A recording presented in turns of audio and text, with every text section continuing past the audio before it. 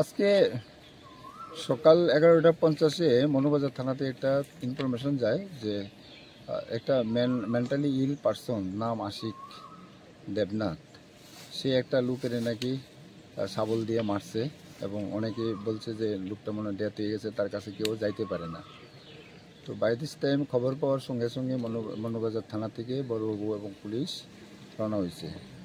তো ঘটনাস্থলে আসার আগেই ওই ছেলেটা মানে এখান থেকে দৌড়িয়া পালাইছে বা পুলিশও পিছনে পিছনে গেছে, খুব স্পিডে দৌড়িয়ে গেছে, কয়েকবার যাইতে পড়ছো।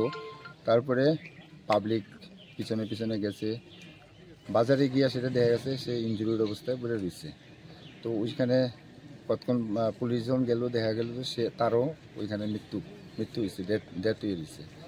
তো এখন দুইটা ঘটনা সাবসিকুয়েন্ট ঘটনা, তো দুটোটা ঘটনা নিয়েই আমরা মামলা নিচ্ছি, তদন্ত করে বের হবো কী হয়েছে। তদন্ত করার পরে আমরা বুঝতে পারবো। এখন তো তদন্ত চলছে ঘটনা দুইটা। দুজনে কি মৃত এখন? হ্যাঁ, দুজনের মৃত এবং দুজনেরই আমরা ডেড বডি হসপিটালে শিফট করেছি, ফরেন্সিক টিমকে বলেছি আসছে। তারপরে আজকে চেষ্টা করা হচ্ছে আজকে পিএম করার জন্য। এক্সিকিউটিভ ম্যাজিস্ট্রেটকেও আমরা বলেছি, এখানে এসপি সাহেবও ভিজিট করেছেন, সিনিয়র অফিসারও ভিজিট করেছেন। তো এখন দেখা যাক তদন্ত করলে পরে কি বের হয়, পুরা তদন্ত এখন কাজ চলছে আমাদের। স্যার, আশিক দেবনাথের কয়জন লোককে আহত করেছেন? আশিক দেবনাথে আজকে কালকে মানে তার মাকেও মারধর করেছিল ঘরের মধ্যে।